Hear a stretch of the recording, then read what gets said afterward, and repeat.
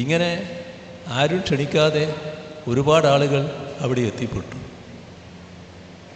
അക്കൂട്ടത്തിൽ ഒരാളാണ് നമ്മുടെ കേരളത്തിൻ്റെ മലയാളിയുടെ മഹാനടൻ മമ്മൂട്ടി. ആ സന്ദർശനം അദ്ദേഹം ആരെയും അറിയിച്ചുകൊണ്ട് പോയതല്ല.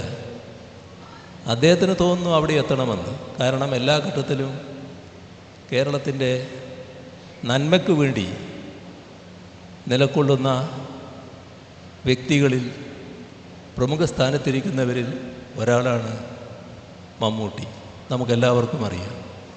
നിരവധി ജീവകാരുണ്യ പ്രവർത്തനങ്ങളിൽ, സാമൂഹ്യ രംഗത്തുള്ള പ്രവർത്തനങ്ങളിൽ എല്ലാം അദ്ദേഹം ഇടപഴകുന്നുണ്ട്. അങ്ങനെ പിന്നീട് ഒരു കാര്യം വന്നപ്പോൾ ഞാൻ അദ്ദേഹത്തിൻ്റെ ചില സുഹൃത്തുക്കളോട് അന്വേഷിച്ചപ്പോഴാണ് മനസ്സിലാകുന്നത്, ചെന്നൈയിൽ നിന്ന് നന്നേ കാലത്ത് കണ്ണൂരോ കോഴിക്കോടോ എത്തി. അവിടുന്ന് കോഴിക്കോടാണ് എത്തിയത്. അവിടുന്ന് വയനാട്ടിലേക്ക് പോവുകയാണ്. അവിടെ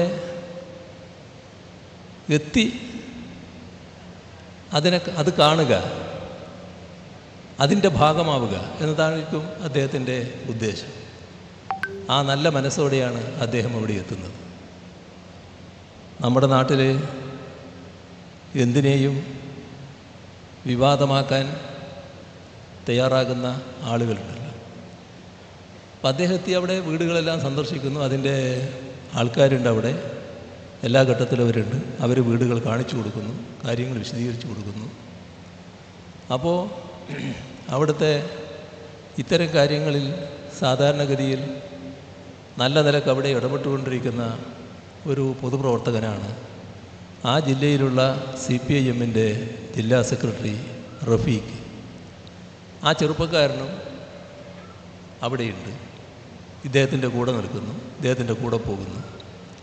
അപ്പോൾ ആരെയും അറിയിച്ചുകൊണ്ടുള്ള യാത്രയല്ല മമ്മൂട്ടിയുടേത്.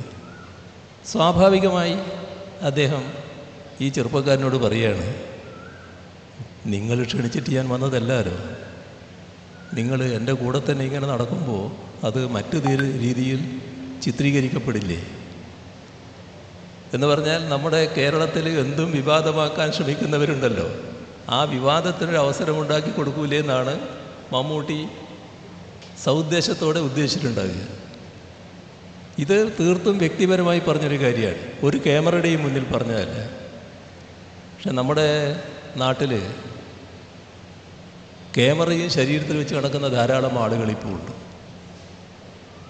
ആ കൂട്ടത്തിൽ ഒരാൾ ഇവരുടെ അടുത്ത് നിൽക്കുന്നുണ്ടാവും. ഇപ്പോൾ നമ്മുടെ ഷർട്ടിന് ബട്ടണുണ്ട്. ഈ ബട്ടൺ സാധാരണ ബട്ടൺ എല്ലാവർക്കും ഉണ്ടല്ലോ. എന്നാൽ ചില ബട്ടൺ ക്യാമറയായിരിക്കും. നമ്മുടെ പോക്കറ്റിൽ പേനയുണ്ട്, ചില പേന ക്യാമറയായിരിക്കും, നമ്മളറിയില്ല. അപ്പോൾ ഇത് വിവാദമാക്കാൻ താല്പര്യമുള്ളവർ വലിയ തോതിൽ വിവാദമാക്കിയിട്ടു. എന്തോ ഇയാളെ അവമാനിച്ചു, മമ്മൂട്ടി ക്ഷുഭിതനായി എന്നൊക്കെ പറഞ്ഞിട്ടുള്ള വാർത്തകൾ ആദ്യമേ തന്നെ പ്രചരിപ്പിക്കാൻ തുടങ്ങി. പിന്നീട് വന്ന വാർത്തകൾ അതിൻ്റെ ഭാഗമായി സാമൂഹ്യ മാധ്യമത്ത് മമ്മൂട്ടിയെ വലിയ തോതിൽ ആക്രമിക്കുന്നുവെന്നാണ്. എന്തൊരു നിർഭാഗ്യകരമായ അവസ്ഥയാണെന്ന് നോക്കണം. നമ്മുടെ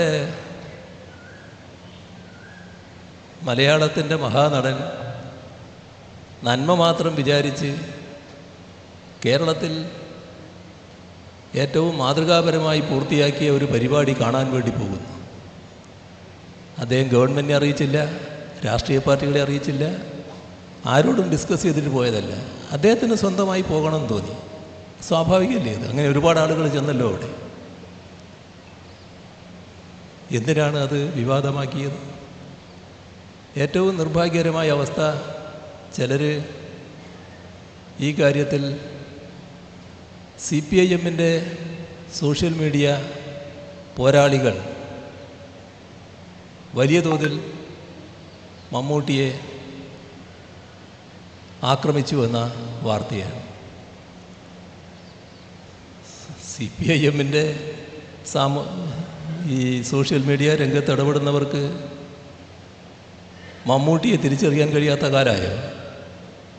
മമ്മൂട്ടി ആരാണെന്ന് മനസ്സിലാക്കാൻ പറ്റാത്ത അവസ്ഥ വന്നു. പക്ഷേ സോഷ്യൽ മീഡിയയിൽ പലതരത്തിലുള്ള അഭിപ്രായങ്ങൾ പലപ്പോഴും വരാറുണ്ട് എന്നത് നമുക്ക് ഏവർക്കും അറിയാം. ഏതായാലും കേരളത്തിൻ്റെ മലയാളത്തിൻ്റെ മഹാനടന് അത്തരത്തിലൊരു പ്രചരണത്തിൻ്റെ ഭാഗമായി മനസ്സിന് വിഷമമോ പ്രയാസമോ ഉണ്ടായിട്ടുണ്ടെങ്കിൽ, പ്രത്യേകിച്ച് CPIM-ൻ്റെ ഏതെങ്കിലും ആളുകൾക്ക് അതിൽ ബന്ധമുണ്ട് എന്ന് കരുതുന്നുണ്ടെങ്കിൽ, ഈ ഘട്ടത്തിൽ പരസ്യമായി അദ്ദേഹത്തോട് ഞാൻ ക്ഷമ ചോദിക്കുകയാണ്. ഇവിടെ അത്തരത്തിൽ അദ്ദേഹത്തെ അപമാനിക്കുക എന്നത് നടക്കാൻ പാടില്ലാത്തൊരു കാര്യമായിരുന്നു. പക്ഷേ സോഷ്യൽ മീഡിയ ആരുടെയും നിയന്ത്രണത്തിലല്ല. അതിലിടപെടുന്നവർ അവർക്ക് തോന്നിയ അഭിപ്രായങ്ങൾ പറഞ്ഞു എന്ന് വരും.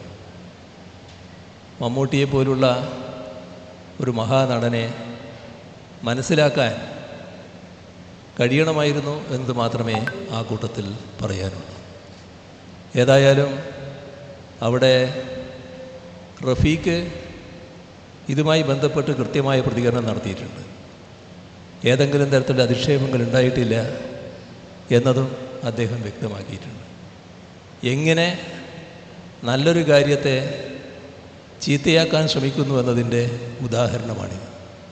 ഇത് നമ്മുടെ നാട്ടിന് പൊതുവിൽ ഗുണകരമായിട്ടുള്ള ഒന്നല്ല. നന്മയെ തിരിച്ചറിയാനാവണം, നന്മയുടെ കൂടെ നിൽക്കാനാവണം.